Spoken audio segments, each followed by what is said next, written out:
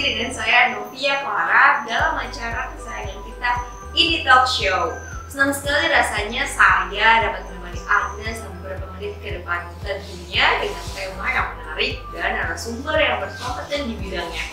Pemirsa, jika saya bertanya mengenai kata cantik, apa yang ada di benak Anda? Langsing, tinggi, wajah cantik, kita semua sudah tertipu dengan arti yang cantik sesungguhnya. Hal itulah yang mendorong banyak orang, khususnya wanita, yang tidak percaya dan bangga dengan penampilannya, sehingga tidak jarang justru sampai membahayakan dirinya. Inilah sebabnya edisi kali ini kita akan membincangkan yang sangat menarik, yaitu Proud to be Yourself. Bagaimana kita bangga terhadap diri kita dan bagaimana cara menjadi cantik tetapi dengan cara yang sehat. Mari kita simak bersama jawabannya. Oke, pemirsa, di studio kita sudah kedatangan tamu yang spesial. Ada Arsinurul Khotimah. Pemirsa, di studio kita sudah kedatangan tamu yang spesial. Sebelum saya sapa tamu kita hari ini, saya akan memberikan kesempatan kepada pemirsa yang ingin bertanya mengenai tema kita pembahasan hari ini, dan akan dijawab di segmen akhir nanti dengan mention ke Twitter kita di @initalkshow, dan jangan lupa disertakan hashtag Proud to be Yourself. Nah, sekarang kita kedatangan tamu yaitu Kak Arsinurul Khotimah. Hai Kak. Nah, Kak Arsi ini akan berbagi pengalamannya saat melakukan diet ekstrim. Nah, Kak Arsi, senang banget nih Kakak bisa bergabung bersama kita di studio hari ini. Nah, aku punya pertanyaan nih Kak, bisa gak diceritain pengalaman kamu selama menjalani diet ekstrim? Awalnya aku dietnya nggak langsung ekstrim gitu sih. Jadi awalnya aku tuh diet nggak makan nasi selama 3-4 bulan. Aku ngejalaninnya tapi kok nggak ada hasilnya. Terus aku ganti jadi diet mayo, dan sama itu aku nggak ngaruh. Terus aku ganti lagi, cuman makan sekali, entah itu pagi atau siang. Nah, sangat amat berpengaruh ya ternyata lingkungan sekolah itu ya. Oh iya, Kak Arsi, kenapa nggak pilih diet sehat kayak olahraga atau makan makanan yang bergizi gitu? Aku udah coba sih, dan menurut aku itu nggak pengaruh besar sama tubuh aku. Oh ya ampun, oke.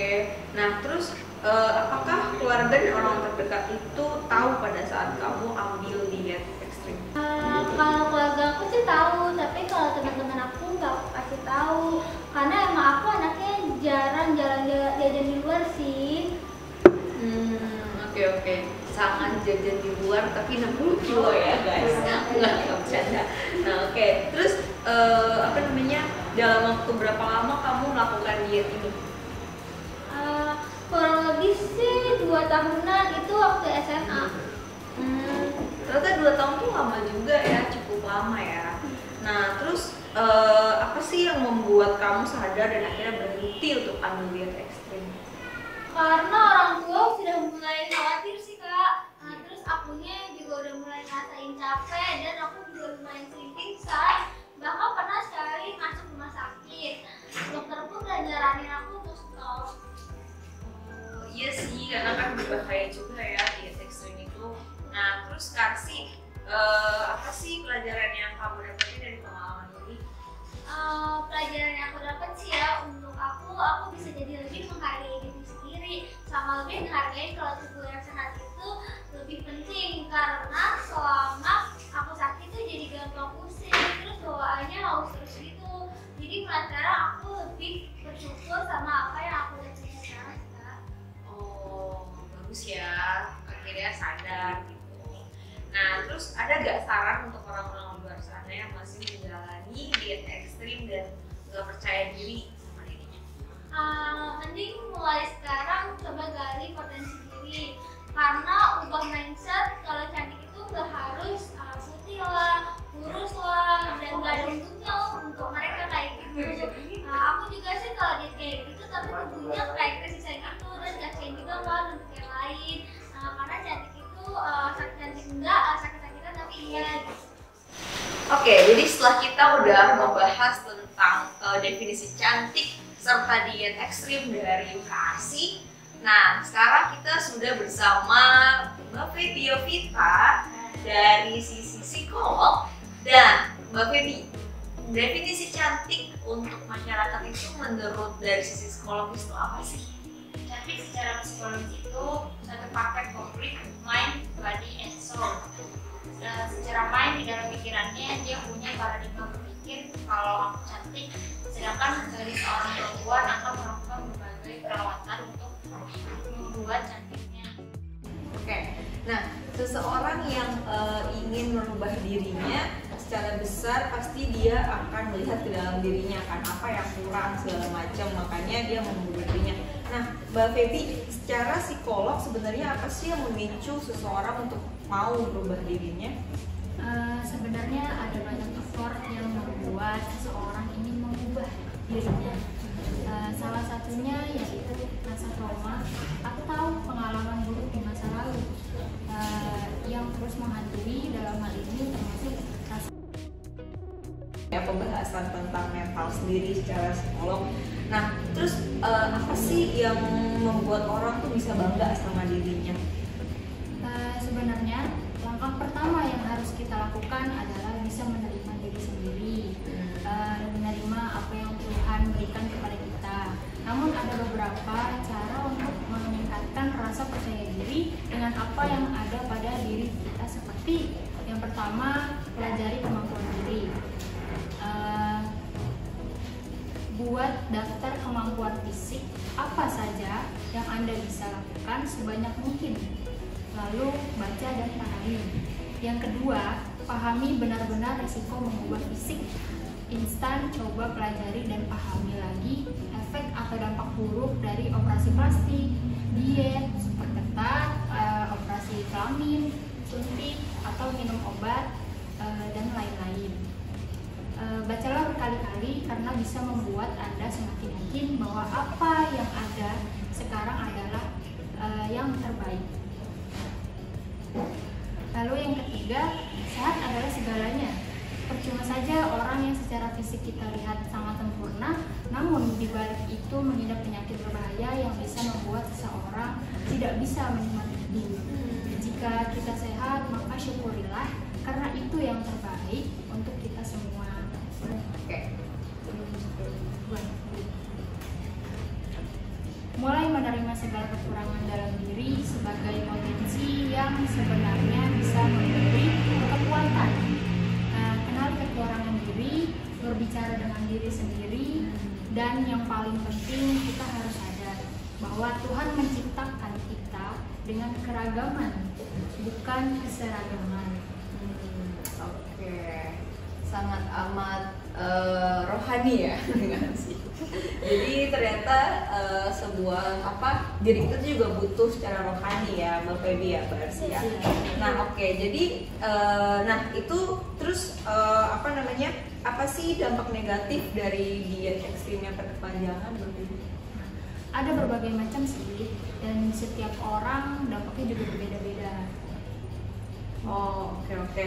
Nah, terus bisa gak ada ceritain dengan singkat tentang anoreksia, penyakit yang tadi yang bilang berbahaya itu, terus karena belum semua orang juga nggak tahu tentang itu. Anoreksia nervosa merupakan suatu masalah kesehatan jiwa yang mana pengidapnya terobsesi untuk memiliki tubuh kurus dan sangat takut jika mereka terlihat gemuk. Usia 16-17 tahun merupakan usia yang dianggap rawan bagi gangguan ini untuk mulai muncul. Mayoritas pengidap anoreksia berasal dari kalangan remaja putri dan wanita dewasa. Untuk membuat tubuh mereka tetap sekurus mungkin, pengidap anoreksia akan berusaha keras membatasi porsi makan seminimal mungkin menggunakan obat-obatan seperti pencahar dan penahan nafsu makan, serta berolahraga secara berlebihan. Beberapa dari mereka bahkan akan berusaha memuntahkan kembali makanan yang telah dikonsumsi. Sebuah ciri khas gangguan makan yang dimakan bulimia nervosa. Namun, bila bulimia penderitanya rata-rata mempunyai berat normal atau lebih, penderita anoreksia memiliki berat badan yang kurang dari Jadi apa namanya, sangat bahaya ya anoreksia itu ya. Nah, terus jadi sebelum kita lanjut ke pembahasan berikutnya, ini tuh kita di awal sudah berbicara tentang apa namanya Proud to Be Yourself, dan tadi kita juga udah buka segmen untuk para followers di ini talk show untuk menanyakan di Twitter kita. Nah, ini ada dari Nadia Nurul. Jika upaya untuk Proud to Be Yourself sudah dilakukan seperti secara yang tadi dibilang sama Mbak Baby, tapi belum berhasil nih, juga apa yang harus dilakukan? Jika Anda masih kesulitan untuk bangga pada diri sendiri, Anda bisa menggunakan terapi. Terapi yang bisa Anda gunakan untuk membantu meningkatkan kebanggaan pada diri sendiri adalah terapi binaural beats be yourself. Terapi binaural beats be yourself ini berbentuk audio yang sudah disesuaikan frekuensinya oleh para ahli, dan Anda hanya mendengarkan dan melakukan visualisasi diri untuk menjadikan pribadi Anda menjadi pribadi yang lebih baik, pribadi yang mampu menggunakan dan mensyukuri apa yang telah diberikan Tuhan kepada diri kita. Oke, sangat amat bermanfaat ya pembahasan hari ini.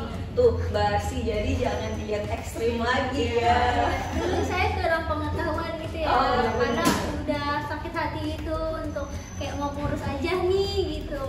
Iya, Jangan tahan dalam diri tuh. Iya, berarti sekarang udah tahu di stop ya dietnya. Harus diet. Harus lebih dijaga lagi, Iya, hanya lebih teratur lagi. Oke, nah sekian dulu nih pembahasan kita tentang Proud to Be Yourself. Makasih banget nih Mbak Arsi udah main-main di talk show. Mbak Feby, makasih banget atas pengetahuannya. Nah pemirsa, sekian dari saya Noviata Reka Putri dengan ini talk show malam hari ini. Sampai berjumpa di talk show berikutnya. Sampai jumpa.